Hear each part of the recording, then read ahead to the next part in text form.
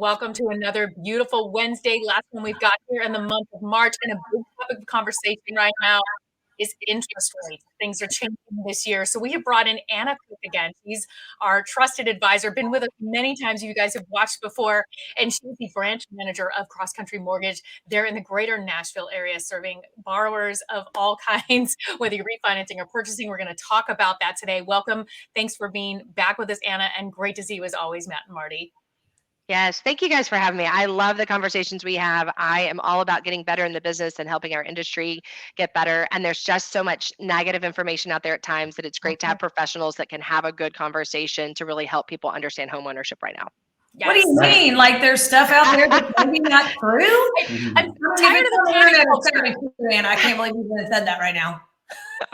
You know, because the internet and everything on the internet is right and true and accurate and, you know, in the moment. So there's definitely a lot of information out there. And I think at times there's too much information that people don't know what to hear or what to think anymore. And we're just in a fear-based mentality when it comes to home buying right now, for sure. Well, and it's also having just bits and pieces of the information. Look at it as a whole.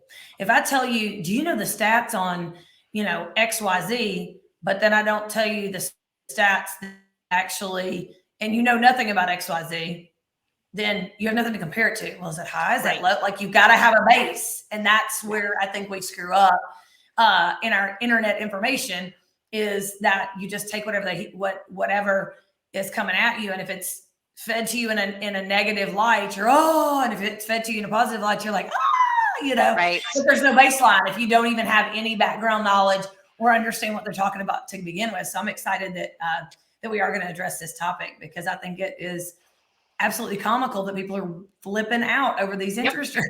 Yes. Well, and everybody, right. And we're headline readers, right? We don't read anything anymore. We just see the headline and then we become the expert on the headline instead of actually deep diving into the information. And half the time the headline doesn't even have anything to do with what they're actually talking about when it comes to the housing market right now. And so they're missing the good news at this point. You mean people don't read their whole email? or listen to the whole voicemail? They know that. All right, well, let's just put it out there. Everyone's like, interest rates are rising. Can I get a house? Now what? Let's just go right in. Sure. So let's talk about why people worry about interest rates. They worry about interest rates because they think that that is the major factor influencing their monthly payment. They also think, oh my gosh, I'm going to pay this interest rate for 30 years. I'm going to pay so much in interest. But the average home buyer stays in a house 5 to 7 years. That's it. So if we're going to look at getting into an investment for 5 to 7 years, we have to look at the whole picture. And yes, rates do influence part of the payment, but there are so many factors that influence the payment. Down payment, taxes, insurance, PMI, there's all these things. And, you know, right now rates are on the rise, but they're still historically low for the 20-year average, and your payment isn't going to fluctuate as much as people think for an eighth or a quarter of a rate. And so people get really hung up on interest when they're not looking at the overall picture. And, you know, they always say in real estate, the best time to buy was 5 years ago. The next best time is now. Guys, rates were in the 4s and 5 years ago. So you know what I mean? So we're still buying in the same rate market we were 5 years ago, and it's still a great time to buy. But we're focusing on the wrong thing when we think about investing in the wealth building of real estate. So that's a great way to put it. Yeah. So Matt, let's talk about the difference of a mortgage versus rent. I know you had some questions about that. Yeah. So everything I think is relative, you know, from, you know, if your mortgage is going to be, let's just say $2,000 a month, you know, what's that compared to rent? I mean, you got to live somewhere. You're either going to pay rent, pay a mortgage, or something. So, you know, you have to have like we were talking about earlier, you have to have a baseline to compare Yeah. that to. Well, and to think about it this way, because I talk to a lot of first-time and second-time home buyers, and they're trying to decide their money, and they're not thinking about that monthly and what that looks like for investment. But if the average renter right now is paying $2,000 in rent, that's $24,000 in 1 year that they're paying in rent. Where a home buyer on a $300,000 house on average can make about $15,000 to $20,000 annually on owning a home. So in 1 year, you can either pay someone else $20,000 for rent that's 100% interest because you don't ever get anything back for it, or they could invest in real estate and make an average of 15 to 20,000 year over year and walk away in 5 to 6 years with $75 to $90,000 in their pocket. So when we talk about rates and we worry about, are they in the twos, are they in the threes, are they in the fours? Oh my gosh, if they go to the fives, what are we going to do? Where can a human being in the United States go and gain $15,000 to $20,000 with minimal investment in a 1 year period? You can't. We And cannot legally. No. And and something you have to have anyway. You got to live somewhere. Right. And it's yours and you get to own it, right? So someone's owning the real estate, you're choosing to pay yourself or pay someone else in the housing market. Yeah. Right. Absolutely. Yeah. That's a great point. And quite honestly, when they say, interest rates are on the rise, they haven't changed that much. No, guys, I bought my house in 2007 before the market crashed, and we can talk about the whole bubble thing. And I had a 5.625, I think, and I was static. That's what we were selling then. Yes. Yes. Deal. And then I bought my house in 2017, and a 4.5 was a great rate at that time. So, when we think about it, we have such a short-term memory because everything is quick in social media and everywhere, and we forget that we're actually really in a normal rate market, even if rates are on the rise over the last 10 years. Yes. We just had an anomaly with everything for the last 2 years, and a lot of people took advantage of it. But when I bought my house in 2017, and I don't regret the equity build that I just sold my house, and I made a ton of money off of it. And I didn't care that my rate was a 4.5 because of what I made over that 5 to 6 year period. And that's really you didn't extend yourself on your payments. You knew what you could afford, and and it didn't knock you out of buying a house. You just bought what you were able to afford. And that's the thing too, is, when Matt and I got married, our first house, everybody was getting 6.75. And I remember we got 6.25 and we thought we had won the lottery. It was great. We had a wonderful house. Yep. It was awesome. It was perfect for us. And, never thought anything else about it. I mean, so I think all the buzz over interest rates is just, I just think it's a little bit overdone. It is. Yeah. My first home in 99, I was at 7.25, and we were thrilled to get the house. Yes. 99. And it is about payment. It's the number one question. It's actually one of the very first questions I ask my clients. Ask them 2 questions at the beginning. What's made you decide to buy now? And what do you want your payment comfort level to be? And then my third is why. So, and that dynamic, if you can, as a home buyer, start really thinking about that, we look at it, and then we deep dive into how do we get to that payment? What does that look like for their budget?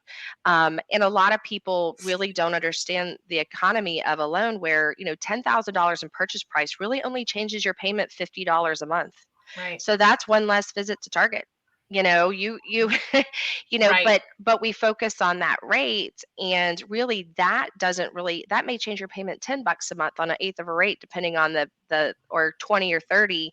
But if you're owning something that's yours that you could make 25 on annually, is it worth it? Yes. But payment is a big thing. We were talking about that with cars. We go to get our car and we look at what can our monthly payment be on the car, and then we get the car we want, and we're paying average 13% on car rates. But we're driving around with something that depreciates versus appreciates, and actually does it make us money? Appreciating asset, and we're over an appreciating asset. Yes, although cars are kind of much lower rate. Yeah. So, yes, rates are going up. It's a factor, but it's also a way to fight inflation. It's a way to help normalize the economy. It's going to hopefully drive prices down and make the dollar more valuable. It's the ebb and flow of the economy. It's something that happens every 10 to 12 years, sometimes 7, depending on what's going on worldwide. But the good news is that there's always a good time to buy.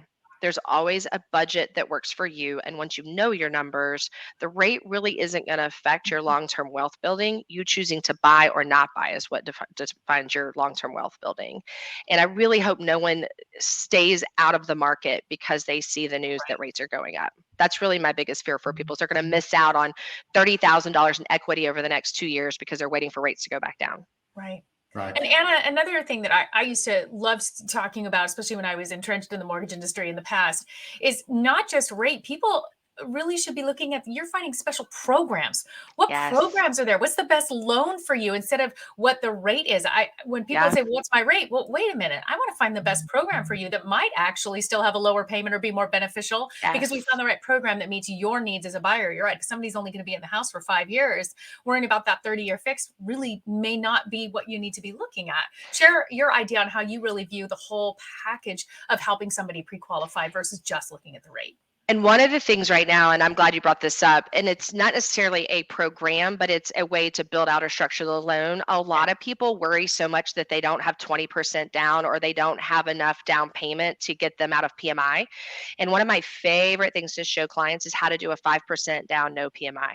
Yeah. PMI averages about $100 to $125, maybe $150 a month in payment. Well, that's $30,000 in purchase price. Yes. What if I could show you how to do 5% down, get rid of PMI, and be able to afford a little bit more home in this market and keep some of your cash for either reserves or put back into the stock market or somewhere else?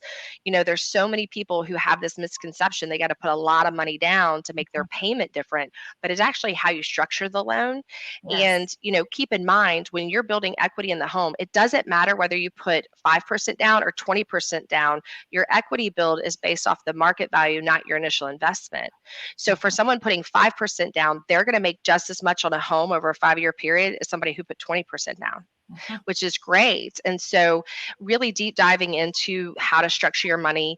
You know, there's some first time home buyer programs that are geared toward income limits that you put 3% down and you have lower rate and lower PMI. There's different programs out there depending on what you're needing where it can affect your payment specifically by looking at the whole structure of your loan and not just the interest rate. But PMI is one that I think you're going to see people really deep dive into this year of how to get rid of that with little to no money. And still be able to afford a little bit more house. And that has a way bigger effect on your monthly payment and your overall investment than an interest rate right now.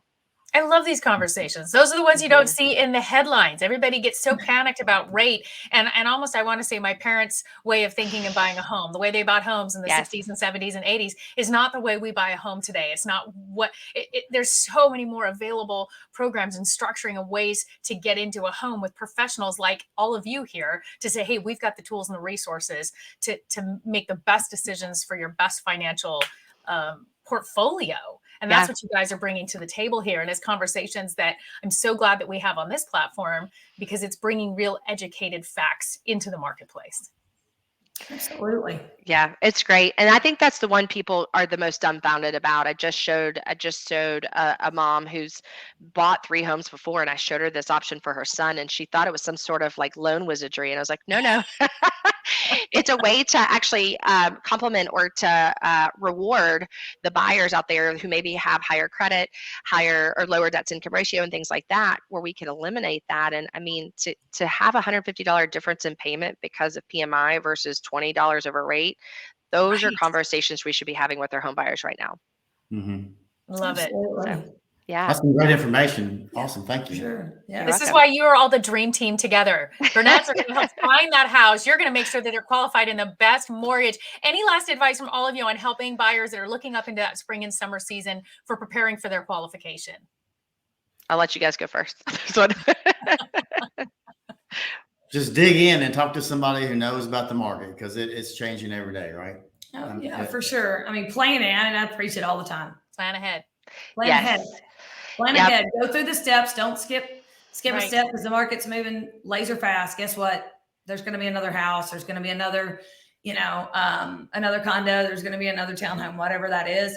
Just when you make the decision, sit down, map it all out, and then you can really play the game that's happening right now in the market. Like this, I still see people running around with their hair on fire. Like, this house came up, I've got to have it. And, blah, blah. And I'm like, you're not ready to buy it.